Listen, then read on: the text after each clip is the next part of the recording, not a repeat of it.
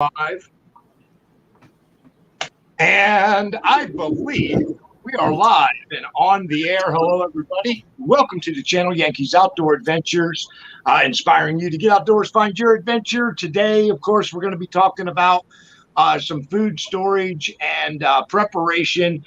We did a video. Let me say, first of all, welcome, Nick, and thank you for being here today. It's always a pleasure to have you here on the show. Kulamasi Hutch. I did a video with Nick earlier. Earlier in the year, or maybe it was actually the end of last year, about winter survival in with the Native Americans. Now, I do want to point out that video is linked in the description of this video. The reason I want to point that out is because of the fact that I, with Nick and myself, covered some really valued points in that video. Although we didn't get into exactly the how-tos and whatnot, one of the key factors to Native American survival that I believe we did cover in that video. So I just want to encourage everybody to check it out if you haven't. And today we're doing a follow-up on that video.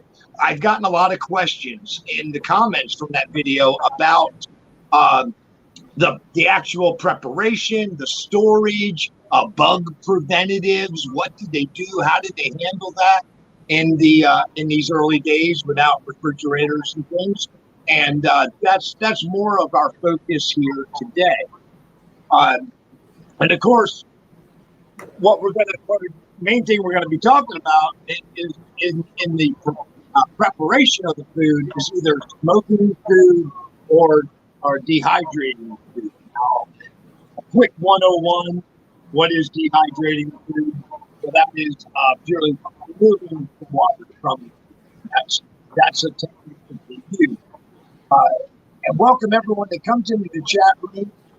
Great to see you all here. And if you have any questions throughout the show, do not hesitate to ask questions. If you're watching the replay, ask me a comment. If you're watching it live, just put a Q in front of it so I don't miss it.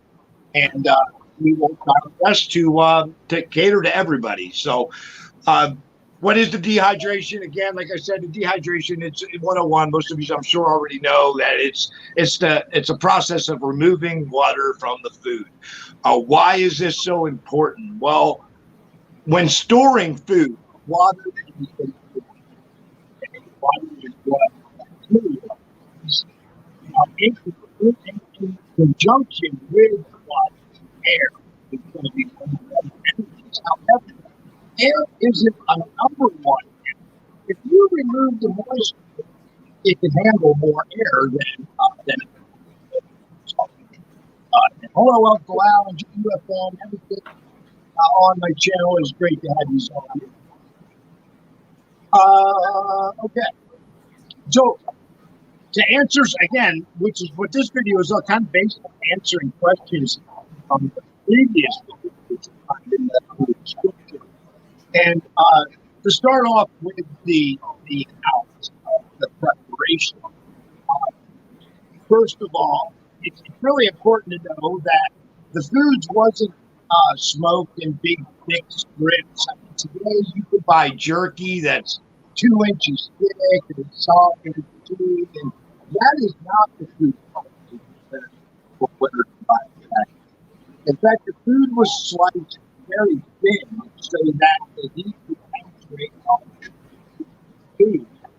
That's a very important part because we're actually trying to remove more than 80% of any moisture in that food.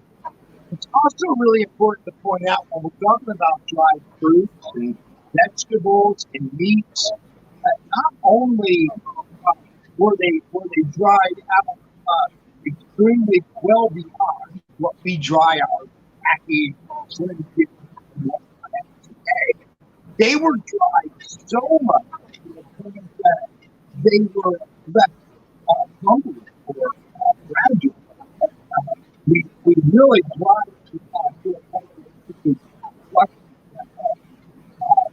you didn't get chewing fruit like you get today, which is added.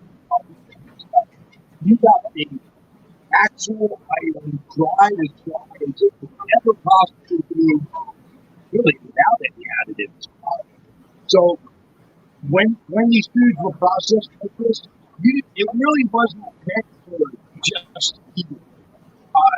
It was meant to be rehydrated. Because even in now where maybe a deer would have had some dried meat on the trail, he would have broken this up into really small pieces, sucked on it until it broke up in the mouth. It really wasn't something too unless it was rehydrated.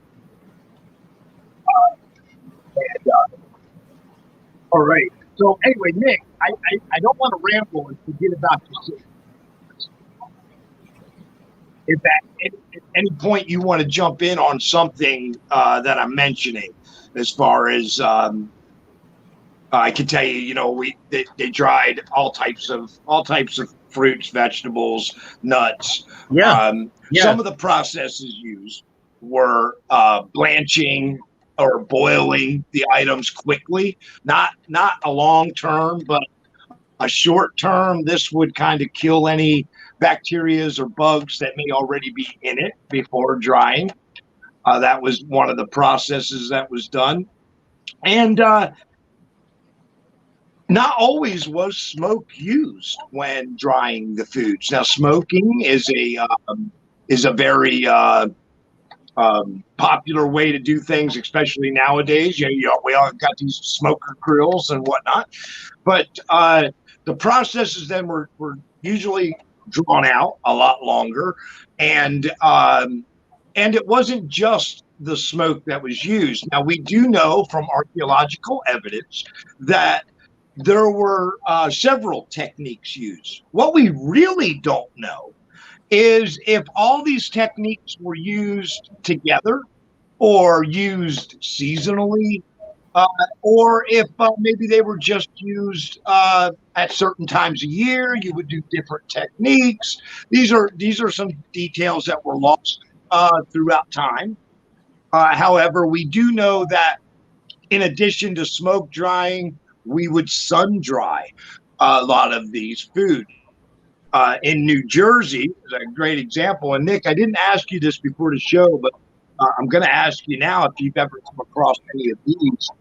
Is in New Jersey, one of the things the Lenape Indian did was build large platforms, not above ground, not up in the air platforms, but right on the ground of rocks. They would use river rocks, and they would build sometimes 25 by 50 foot. These big giant rock pads were put together. And we can tell by archaeological evidence that they also used racks. They had poles coming up out of the ground, and they used, to use racks above these stones. Now, the purpose for these type of things was the sun drying, because we know that when the sun heats up the rocks, they'll stay hot later into the night.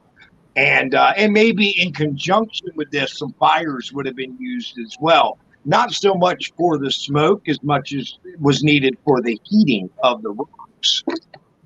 I have come across sites like that where, for example, up at Lake Apacong, a very large stone pathway was exposed between the rim of Lake Apacong and a islandette in the lake itself, was connected by a stone bridge that was constructed potentially going back to Paleolithic or Ice Age times by either the Lenape or their earlier ancestors that were here in the state of New Jersey at the time. Nick froze on me there, but that's all right. Since Nick mentioned that by the lake, these stone pads that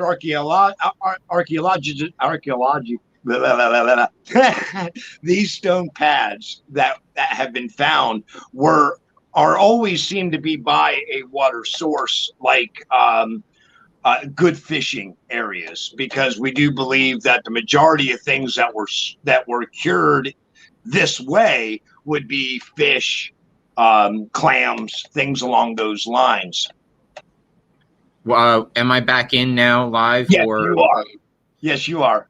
So up at Lake Apacong, when the water level there reached a certain point within recent years, as such that it exposed a prehistoric land bridge, miniature land bridge between the main land, if you will, and a little island in the middle of the lake.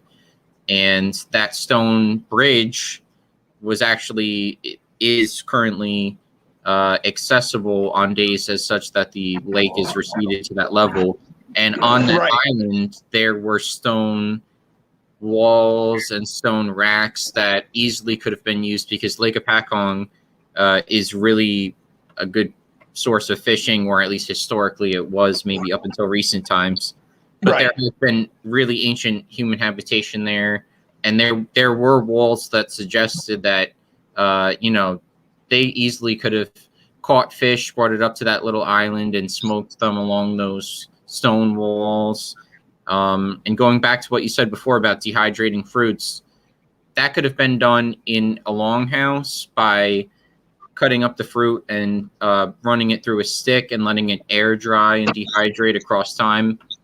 And maybe like let me point out when that process was used, that's one of the processes, was the fruits or vegetables may have been literally hung in. Well, you see a image of a indoor wigwam here behind me. Those may have been hung indoors. And it's important to point out they were hung indoors because it was so much drier and warmer inside, and there would have been a fire burning inside as well. Not purposely smoked at this point, but they were inadvertently smoked while being dried indoors. So maybe, indoors was one of the places that a little bit of both the heat and smoke were used together in combination. Yeah, and from what I've read as well, that process of using smoke or direct sunlight or direct heat from a fire, they could have been used in tandem with each other, or in other words, at the same time, depending on things like the acidity level of the substance being smoked, the fat content, and there's so much and a lot of this you froze again, Nick, but a lot of this it's also important to remember that techniques changed with region. And even when we're talking about one particular different technique used at different times of the year, all having to do with the environment, more than anything else. True, because at least from what I've read a good cookbook of traditional Lenape cooking here, written by Nora Dean Thompson, and her book basically suggests that the Lenape used acorns to create their own flour here, as opposed to something like wheat. And that's been said, by many who still retain traditional Lenape cooking traditions on the reservations, of course, and those who are fortunate enough to have learned that information from our ancestors here and elsewhere. There were many different methods that would have been utilized at different points in the year, and that was also true from ancient times to modern times. Their hunting techniques would have changed, along with their techniques of maybe how deep they would have dug their storage pits would have changed depending on the temperature of the environment, the humidity. Or region. Right, and we'll get to that. We'll get to that in a minute. Before we get to storage and actually bug prevention, we'll just to add in one of the things about the dryings of the foods, that the biggest enemy when drying food is water. Now, if you think about this is all, majority of this being done outside. If you've ever spent an entire night outdoors, even in the summertime, there is a dew problem that takes place in the morning. Excuse me. This would be harmful to the foods that you're trying to dry. So there were techniques used. Now, some techniques in this process would be just to simply gather up all the food and move it indoors during the night when the dew starts to roll in. Other techniques would have been possibly to keep fire on rocks, keeping a hot, dry air coming up that'll help prevent the dew from landing on the item that you're smoking. And both, I'm sure both were definitely used. They also, it's really important to point out that things like corn cribs, you think of that as a more modern farming technique where they build these large cribs and they would put their dry corn inside of it to store it all year long. This was actually something the Lenape commonly did. They built corn cribs. They built some homes for nothing more than to store food, and that was it.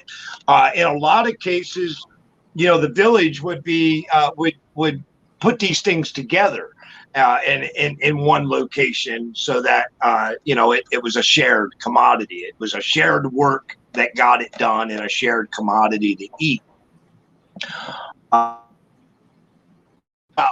Nick, let's talk a little bit about food storage and bug prevention, because that's like one of the number one questions I got on the other video is, well, what did they do about bugs?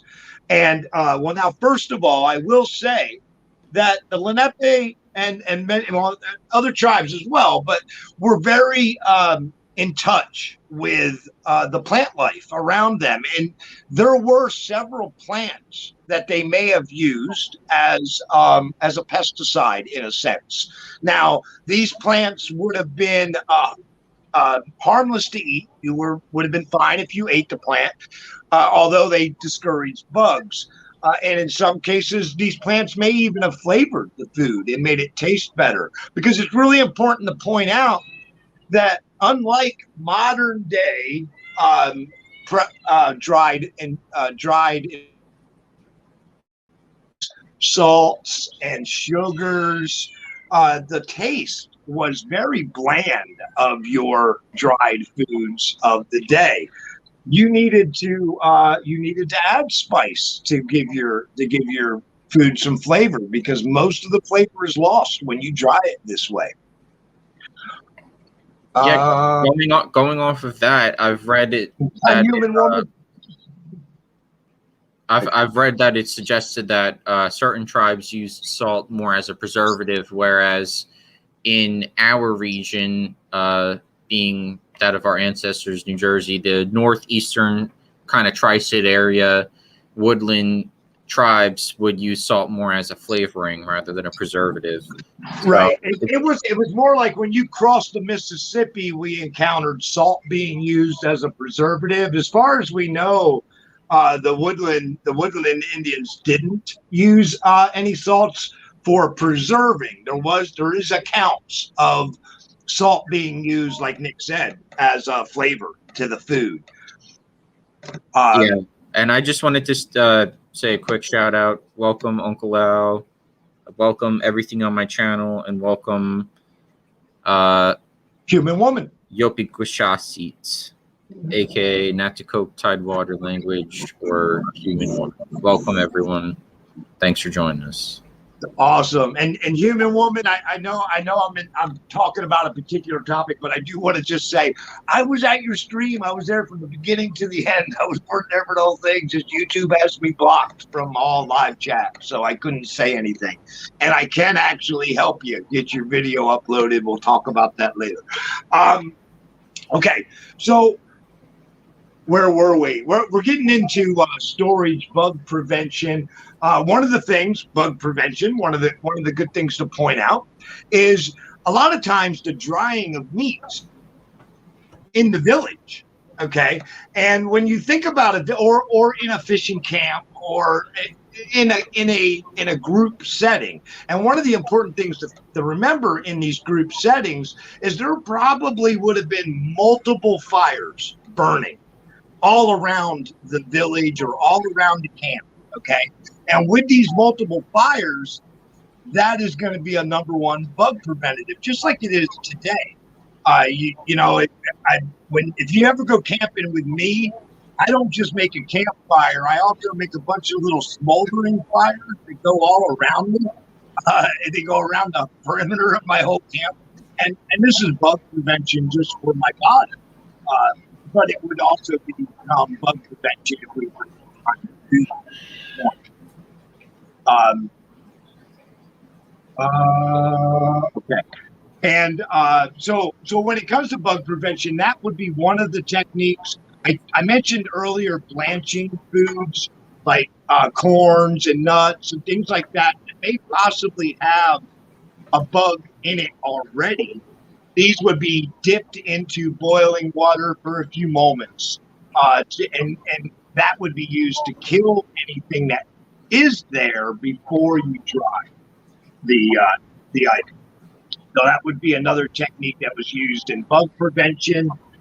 We mentioned different, what we'll call them, for lack of better words, we'll call it a pesticide, but herbs and plants that naturally repel insects that they would rub on the foods. Again, these were safe to eat, and in some cases probably added flavor to the food in addition to preventing bugs.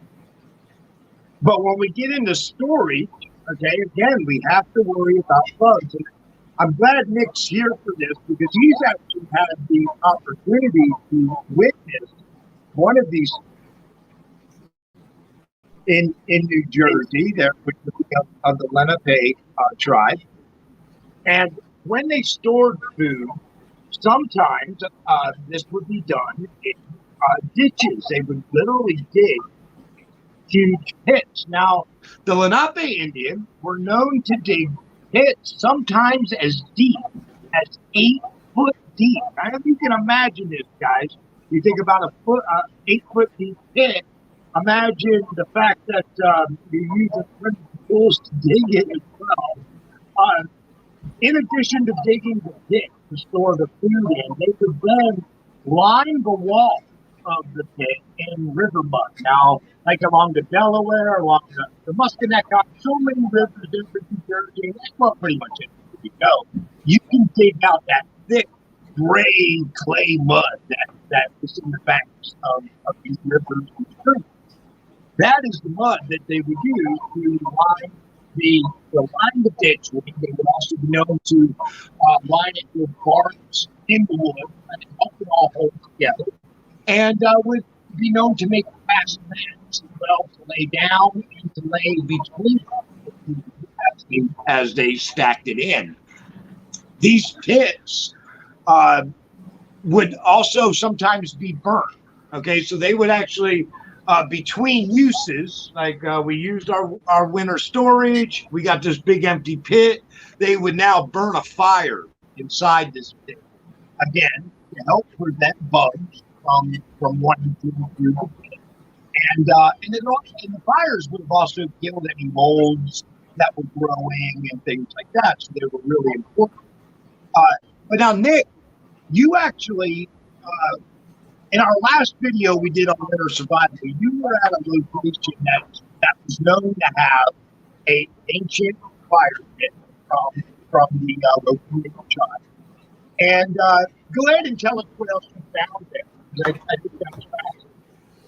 So that site has a lot of stone tools and a lot of different things ranging from really archaic times to more recent woodland tribe times. But going off of what you said, just a few yards from the fire pit, there is a storage pit, and it's approximately 9 feet deep, going downwards in kind of a concave cone shape. So if two people were 9 feet tall and they were laying side by side, they'd be like this with their heads up top at the surface and their feet down below. It's pretty steep, but it's steep enough that you could get down into it. But that's also because over time the rain has eroded it.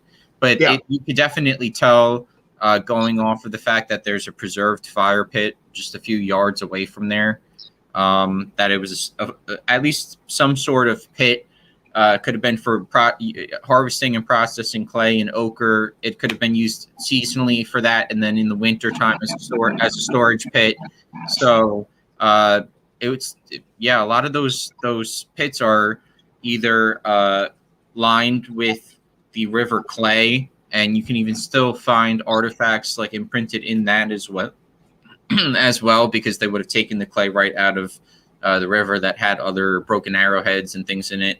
So they would have lined it with almost a natural cement, and they would have used different types of plants that were bug resistant. They would have made storage units that could have kept pretty, definitely if it was holding meat and some either corn or other dried things out, it could last a family or a few families throughout the season, just as extra food to have on the side.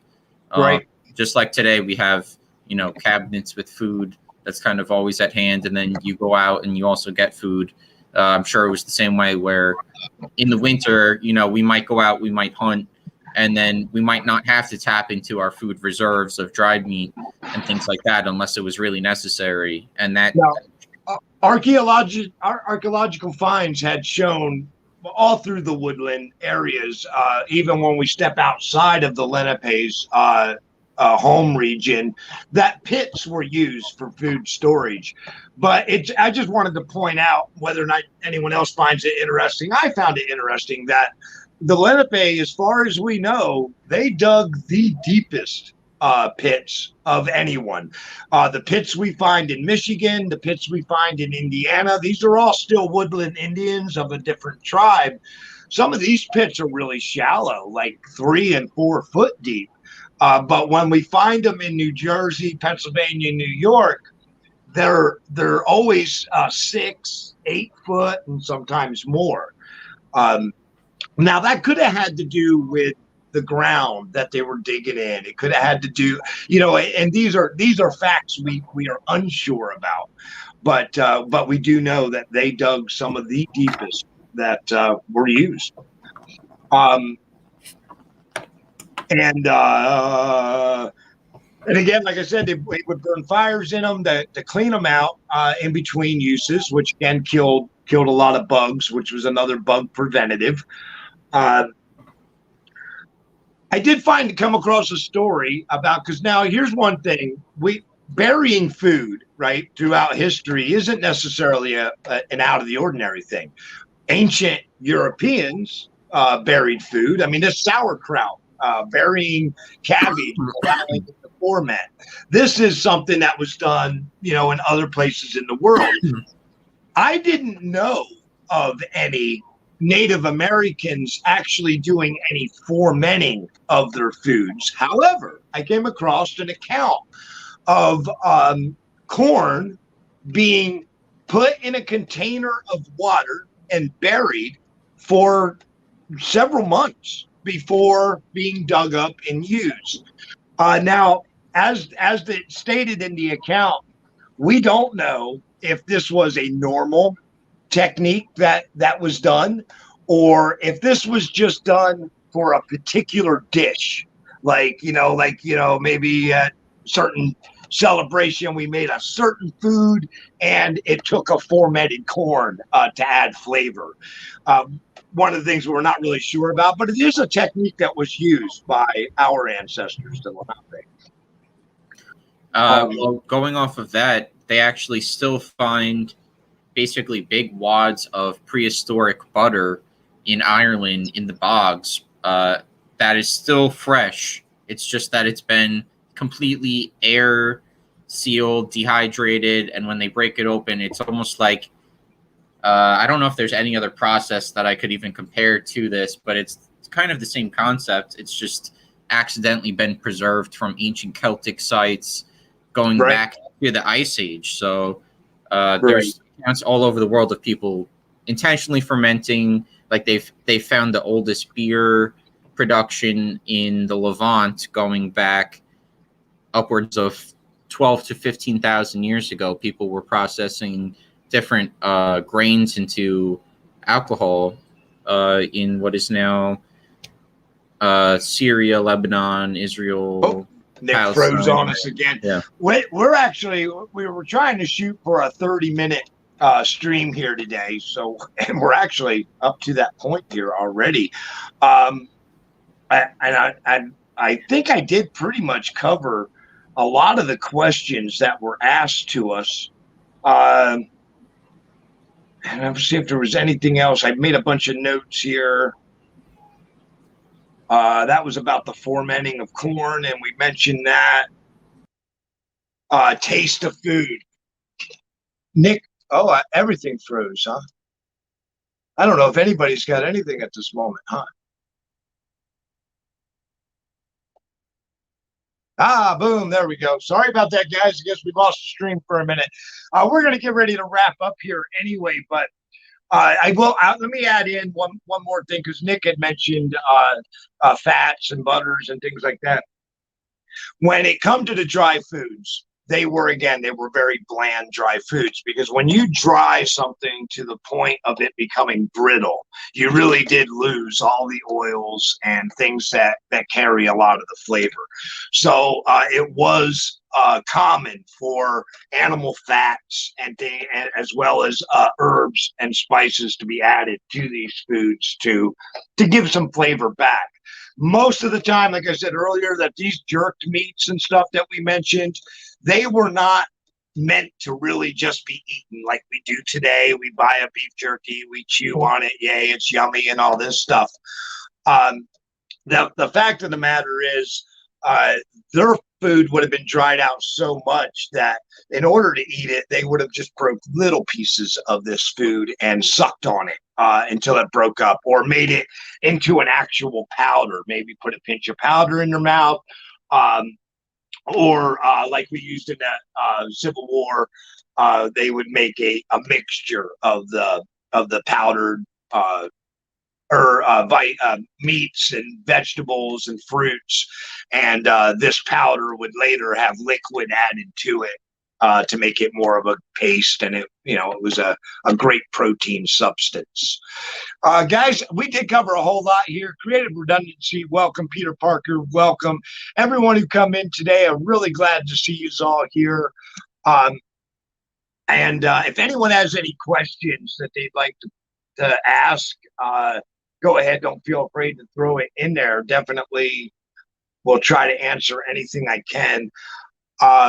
And aside from that, we are going to get ready to wrap out of here. Nick's internet cut out on him. I know they got a lot of severe storms moving through the area out there by him today. And, well, that might be the very reason why his internet cut out like it did. So, but we did cover quite a bit. And again, I really do want to encourage anyone, if this topic interests you, open up the description, check out the video that I have linked in this description.